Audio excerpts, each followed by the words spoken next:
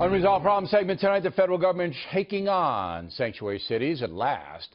Today, Attorney General Jeff Sessions made a surprise appearance at the White House press briefing, urging cities that refuse to uphold federal immigration law to change. We intend to use all the lawful authority we have to make sure that our state and local officials who are so important to law enforcement are in sync with the federal government. Mr. Sessions saying that this year alone, the Justice Department anticipates awarding more than $4.1 billion with a B dollars to cities and counties across the country. But sanctuary cities may be deprived of those grants, and that would hurt them.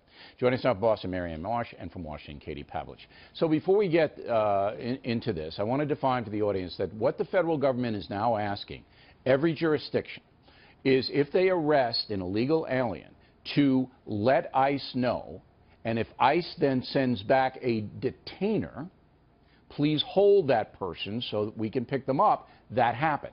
That's it. That's what the Trump administration is asking. But Austin, Texas says, blank you, we're not going to do it. And the state of Texas takes $1.5 million away from that county, okay, right off the bat. So this is getting to be a big mess, Katie, is it not? Well, of course it's going to be messy. I mean, we've tolerated sanctuary cities for a very long time under Republican presidents and Democrats. And I think that Attorney General Jeff Sessions better be real about his threats. And if they're going to pull funding from sanctuary cities, they better not be bluffing. They should go in and do it. They should be doing more raids. And as you pointed out, they're not asking for a whole lot. ICE specifically is asking for local law enforcement to hold illegal aliens with criminal records like rape, murder, a sexual assault against a child. I mean, these are the types of criminals that they're going after. Even if you just take the immigration part of it off of the table, they're asking for these very violent individuals to be held, and these local jurisdictions, some of them are not complying. But I think if they follow through with their threat to pull the funding, they'll see a lot more compliance down the road, but it will take a little bit of time. Well, the sheriff of Travis County is the best example right now, Marianne. Sally, what's her name, Hernandez? Yeah, Sally Hernandez. She basically said, I'm not holding anybody. I'm not holding them. You know, unless you have a warrant, which you have to get from a judge, all right? If you send in a fax or whatever and say, please hold this person because we want to talk to them, I'm not holding them. I'd punish her, too. I'd punish that county as well, wouldn't you? I think if it's a violent criminal, a felon, yes, of course. But wait, that's not Sally's call. ICE gets alerted, and then ICE makes the call whether to issue a detainer or not. It's not Sally's call.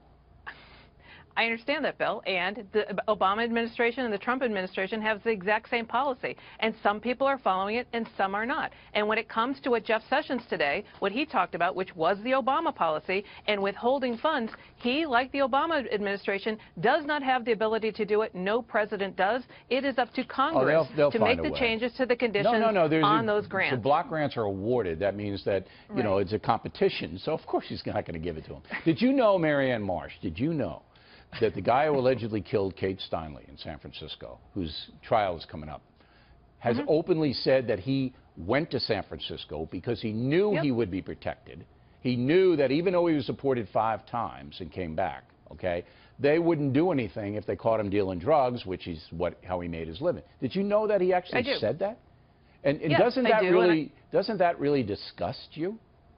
It does disgust me, as does the fact there was never a straight one-up vote on Kate's law. And what's more disgusting, Bill, is the fact that the immigration system that let him in and allowed him to re-enter 5 times is broken, and no one's doing anything to fix it. I think the Trump administration wants you can't build your wall out of it. Well, I think the wall is going to help make it harder for people to do what that man did. And it's hard to see how it wouldn't make it harder because it's so easy now. All right, Katie, now, when you are and Marianne is sounding reasonable tonight. She's not going off the rails. Very reasonable. But the argument that Sally Hernandez, the sheriff, makes is, so if I obey federal law, okay, then it's going to alienate all illegal aliens in my jurisdiction, and we need them to cooperate with the police. Any validity to that argument at all? That's not what ICE is asking for. If you listen to the words that Attorney General Sessions specifically stated today, we are looking for criminal aliens with records of murder, rape, sexual assault against minors, etc. We're not talking about all illegal immigrants in the country. We're specifically talking about those who were convicted of a crime or those who have been and charged surely the illegal with a crime. alien community that's hardworking, the people who do obey They the don't law want them there while either. They don't want That's the exactly. thing. They don't want them there either. There because No. they're doing damage to those criminals being doing damage to them. Absolutely. Ladies, thanks very much. We appreciate it.